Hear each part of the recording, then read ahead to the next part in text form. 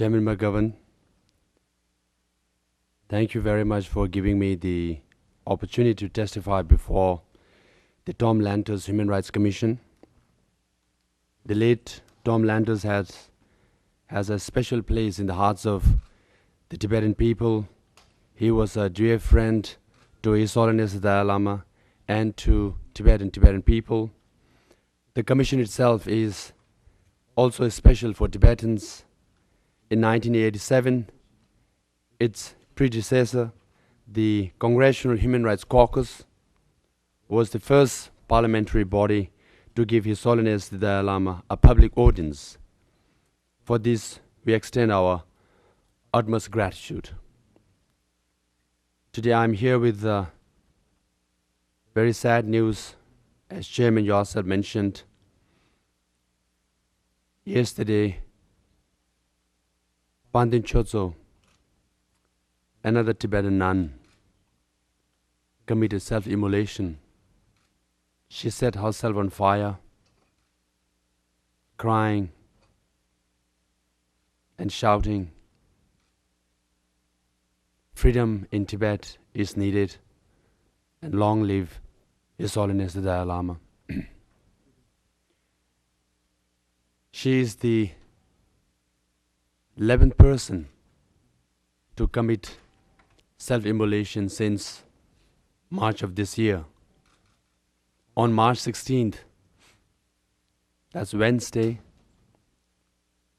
another monk named Punzok committed self-immolation, again while he was on fire. He cried the same slogan, "Freedom for Tibetans," and His Holiness the Dalai Lama to return to Tibet, and some others say, "Long live His Holiness the Dalai Lama." Not just 1, 2, 3, it's been 11. But this continuing trend, a very disturbing trend, a sad trend for Tibetans, you come with very deep and sobering mind to appeal to the US Congress and today to the US Human Rights Commission to prevail over Chinese government, to make them realize the tragedy unfolding in Tibet, that this kind of hardline policies of the Chinese government is not working, has not worked. If you go by the cases of the self-immolators, you can clearly see their motivation was for Tibet and Tibetan people. They want to highlight the occupation of Tibet, the continuing repressive policies of Chinese government.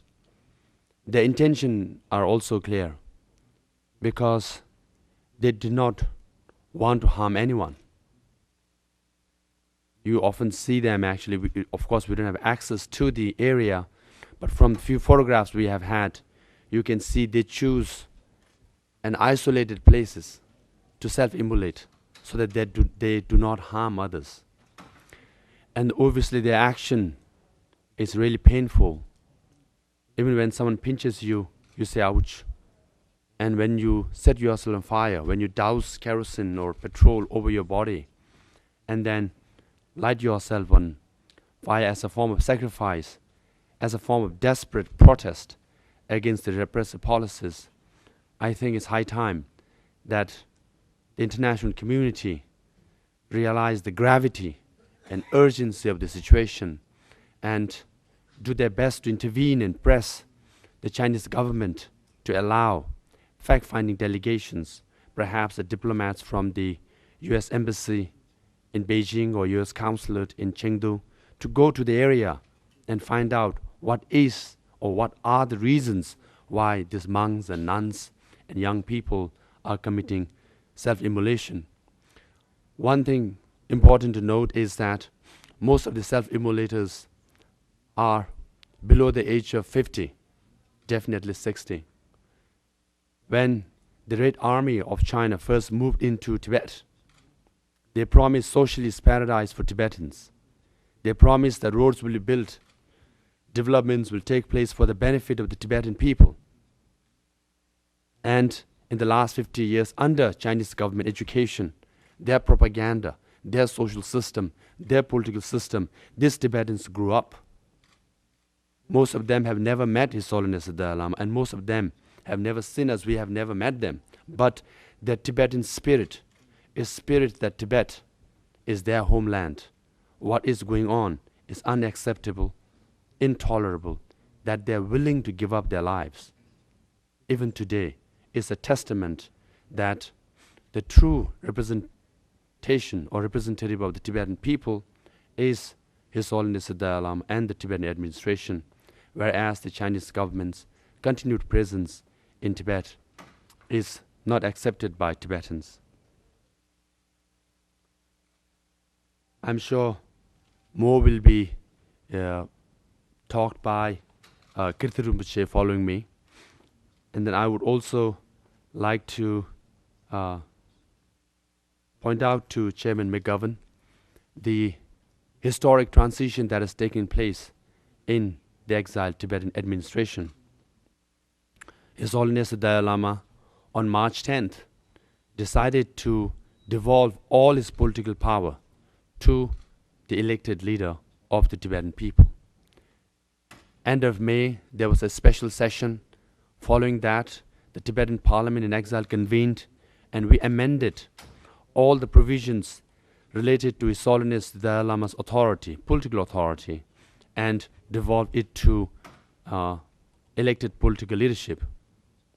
And His Holiness the Dalai Lama, demonstrating his magnanimity, that he voluntarily, and he often says happily, giving up his political power, he has decided to demonstrate his ordinary status. He decided to pay what we call Green Book freedom tax beginning of July 1st. So we have a leader like him who has led us brilliantly for the last 60 years, and the elder generation of Tibetan people in exile have worked tirelessly. When they first came to exile, when they fled Tibet in 1959-60, they started with construction workers of Indian highways from Sikkim to Dalhousie to Manali. And now I'm proud to say the Tibetan administration functions like any other government, with 7 major departments, with the education department taking care of the school system, and I studied in one of the refugee schools, and the health with running hospitals and clinics, and international affairs. We have 12 offices of Tibet around the world. So, with the humanitarian aid provided by the US government, I would like to affirm that we are utilizing those funds very well, and we are functioning very well. In fact, one could claim that Tibetan administration is perhaps, if not the most effective, one of the most effective administration compared to other exile community and other refugee groups. And on September 24th, His Holiness the Dalai Lama made another major statement about his future reincarnation, about the 15th Dalai Lama. As per the traditional norms, if you follow reincarnation process, one has to pass away, then infant will be recognized as the reincarnation.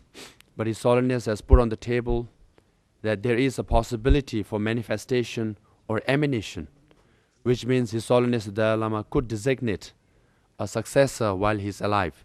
But he is going to make the decision in a decade's time. So it is also on the table. And continuing with the transition of the political authority, the Tibetan administration also upholds what His Holiness has long advocated and believed, that is non-violence, and also the concept of middle way approach, which means Tibetans seek genuine autonomy within China, within the constitutional framework of the Chinese constitution.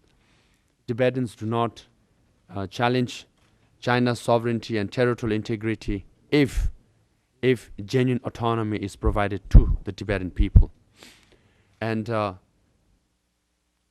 as far as Tibet is concerned, I would like to argue that it is not a constitutional problem or an institutional problem or territorial problem for the Chinese government. Because as for Article 31 of the Chinese Constitution, a special administrative region can be created on which basis the one country, two system in Hong Kong was created. But when Tibetans make that argument, often Chinese scholars tell you, and Chinese officials tell you, that Tibetan case and Hong Kong cases are two different cases, because Hong Kong already had kind of a British rule of law and commercial system, thereby recognizing the same status, one country, two system was provided. But that argument does not hold with Macau, another island as part of China. Macau was part of Portugal, but there was no British kind of rule of law. In fact, it was some alleged it to be a lawless kind of island where fugitives from China, escaped to. There was no commercial system, but still, Macau was granted one country, two system, a separate system, and Chinese government keeps saying that they want to grant more autonomy or more autonomous status to Taiwan. But the issue is this: if the Chinese government has granted one country, two system to Macau and Hong Kong, why are they not granting autonomy to Tibetan people? It is not a constitutional issue. It is not an institutional issue. There are already one country, two system in China. I think Tibetans are not granted because we are Tibetans. We are not Chinese.